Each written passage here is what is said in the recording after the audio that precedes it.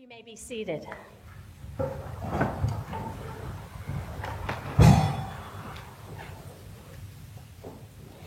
It's the Sunday after November 1st when we celebrate All Saints' Day.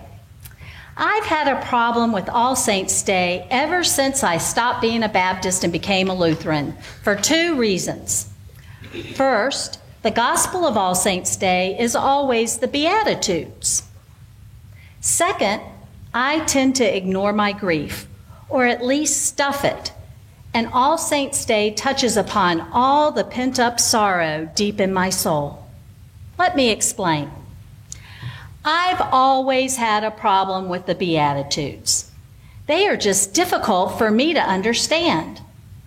What on earth does poor in spirit mean?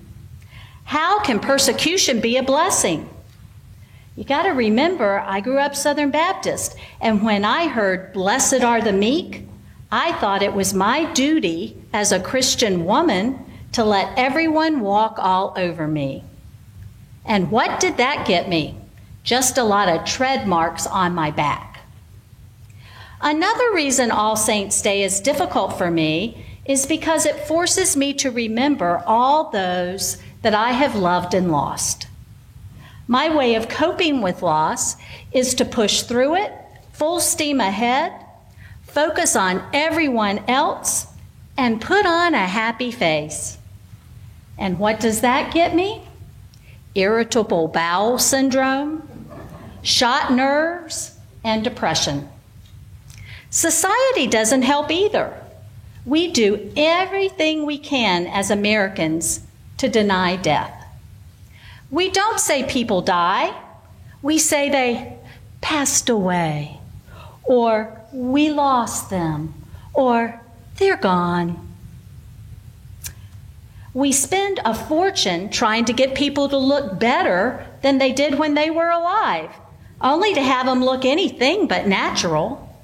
And we preserve them as if we're going to take them out later for some purpose.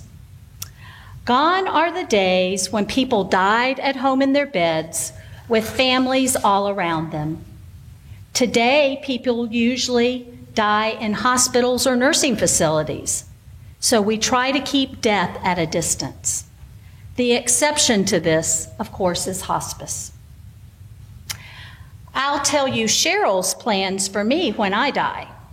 She said she's going to have me gutted and stuffed and mounted and put on a rolling base. I think I'm going to the taxidermist instead of to the funeral parlor. She's going to dress me up in different outfits for wherever she decides to put me. She will set me up in the kitchen sometimes, since I like to cook and entertain, and her pet name for me is Martha Stewart with a clerical collar. Or she's going to put my sunglasses and straw hat on and set me out in the garden, since anybody who knows me knows how much I love to dig in the dirt. She recorded me snoring one night, so I would feel sorry for what she has to live with. So I wouldn't put it past her to record me nagging her either, just so she can play it back after I'm gone. But thank goodness God isn't finished with me yet. And if you hadn't noticed, God has quite a sense of humor.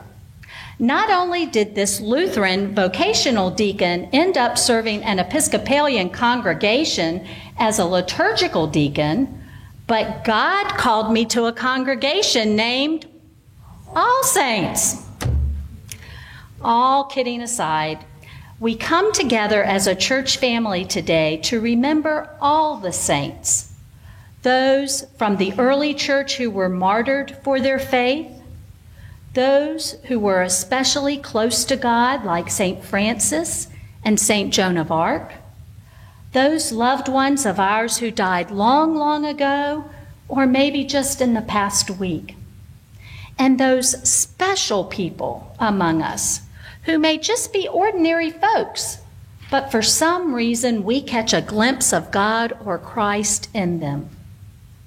Now, there are a lot of the latter here in this place. Just look in the pew in front of you, or the pew behind you, or across the aisle.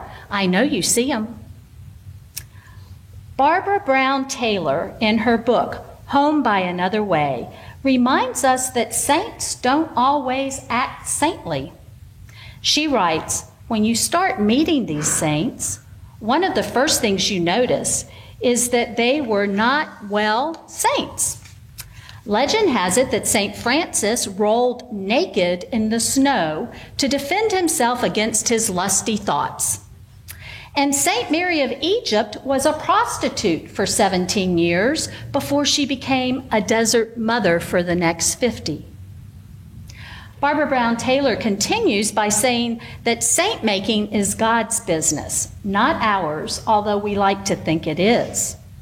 She says, quote, "The main thing is that they, saints, do exist.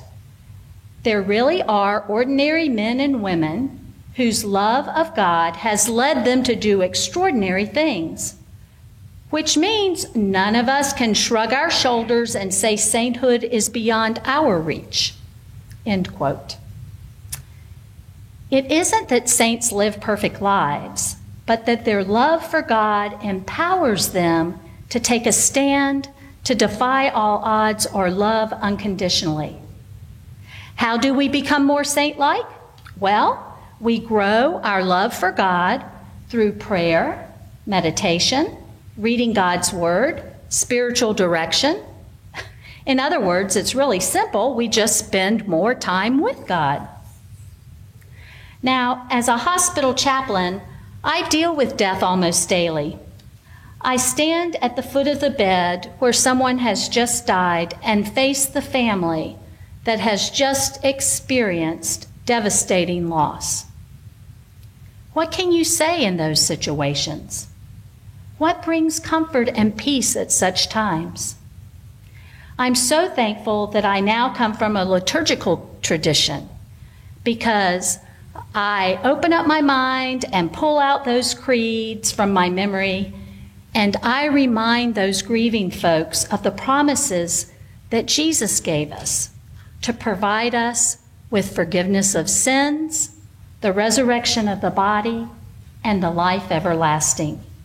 And my personal favorite, the communion of the saints. I tell them it is my favorite because communion of the saints means this isn't goodbye. It's until we meet again. I share this with those grieving families because those promises have given me so much hope personally when I experience the death of a loved one, such as my mother and both grandmothers when I was only 26. My first mother-in-law and my favorite aunt when I was 40. My husband when I was 48. My father when I was 51, and my stepmother when I was 52. And when I lost the first of my really close friends, Christine McCullough, and my other mother-in-law, Cheryl's mom, within 2 weeks of each other this May. And that doesn't count the 5 cats, 2 dogs, and 2 hamsters and turtle that I've loved and lost also over my life. Those promises from the creeds, along with the promise of no more tears or sorrow in Revelation, and that there will be a place created especially for me, prepared just for me, from John 14, give me hope despite all my grief. Christ, by being raised from the dead, overcame death. And Paul tells us that if we participate in a death like his, we will participate in a resurrection like his. Therefore, we can say with Paul, "Oh, death, where is your victory? Where is your sting?" As Christians, we believe that death is just a doorway to a new life with God in Christ. That's why we're sad for those of us who are left behind, but not sad for those who die. They become a part of that great cloud of witnesses talked about in today's reading from Revelation. And as baptized believers, we will join them one day. So on All Saints' Day, we claim all those who have died in the faith before us and all those living in the faith today as our relatives. Nice to meet you, kinfolk. As Barbara Brown Taylor says, quote, "We have the same blood running through our veins, Christ's blood, and the same light we see shining in them shines in us too." One of the reasons we celebrate baptisms on this day is that we want the new saints to meet the old ones. We want our children and all those who are new to Christ's body to know who their ancestors are and to understand that being a saint means first and foremost belonging to God. So how many of you belong to God? Come on, folks. So guess what? You're all saints. One of my favorite authors is Natalie Bolz-Weber, the outlandish-looking Lutheran pastor with tattoos and a potty mouth who speaks the truth of God's love and our humanness, and who leads the Church of All Saints and Sinners in Denver, Colorado. Now, some of us have had a chance to meet her and hear her speak recently in Belmont or last year at Appalachian State. One of her books is entitled Accidental Saints, Finding God in All the Wrong People, in which she talks about the extraordinary people who mold her, teach her, inspire her to greater love and care, who are the members of the Church for All Saints and Sinners. She not only has helped me understand in a more fuller way that we are simultaneously saints and sinners, as Martin Luther says, but she has also helped me have a new and better understanding of those Beatitudes I don't understand. She writes, quote, "And since the Beatitudes are always the gospel reading for All Saints Sunday, it can make people who are called saints seem so unattainably good, and the people who aren't, that would be us, feel unworthy. But what if the Beatitudes aren't about a list of conditions we should try to meet to be blessed? What if they are not virtues we should aspire to? What if Jesus saying, 'Blessed are the meek,' is not instructive, but performative? That the pronouncement of blessing is actually what confers the blessing itself. Maybe the Sermon on the Mount is all about Jesus' lavish blessing of the people around him on that hillside, blessing all the accidental saints in the world, especially those who that world, like our world, didn't seem to have much time for. People in pain, people who work for peace instead of profit, people who exercise mercy instead of vengeance." End quote. So I'm happy to say that God's sense of humor has paid off. Being at All Saints with all you saints has helped me overcome my anxiety about All Saints Day, and I have a new appreciation for the Beatitudes. I'm beginning to deal with my grief instead of stuffing it. You may actually see a tear well up in my eye. It's not only for all the saints in my life that I have lost, but it is also for all the saints in my life that I have gained at All Saints. So thank you for providing fertile ground for God to continue to grow me. Listen as I read you the Beatitudes again, but this time from Eugene Patterson's The Message. It was an aha, or I got to have a V8 moment for me. Hope it will be for you too. Take special notice of the words Patterson uses to describe the crowd Jesus is talking to. Matthew 5, 1 through 12 from The Message. When Jesus saw his ministry drawing huge crowds, he climbed a hillside. Those who were apprenticed to him, the committed, climbed with him. Arriving at a quiet place, he sat down and taught his climbing companions. This is what he said. You're blessed when you're at the end of your rope. With less of you, there is more of God and of his rule. You're blessed when you feel you've lost what is most dear to you. Only then can you be embraced by the one who is most dear to you. You're blessed when you're content with just who you are, no more, no less.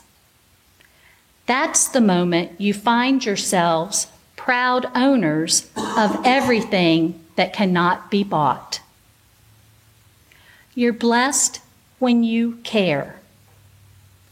At the moment of being careful, you find yourselves cared for.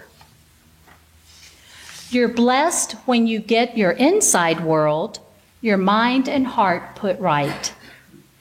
Then you can see God in the outside world. You're blessed when you can show people how to cooperate instead of compete or fight. That's when you discover who you really are and your place in God's family. You're blessed when your commitment to God provokes persecution. The persecution drives you even deeper into God's kingdom. Not only that, count yourselves blessed every time people put you down or throw you out or speak lies about you to discredit me. What it means is that the truth is too close for comfort and they are uncomfortable. You can be glad when that happens. Give a cheer even. For though they don't like it, I do. And all heaven applauds you. And know that you are in good company. My prophets and witnesses have always gotten into this kind of trouble. So, my all saints, I pray that you get in lots of trouble. Amen.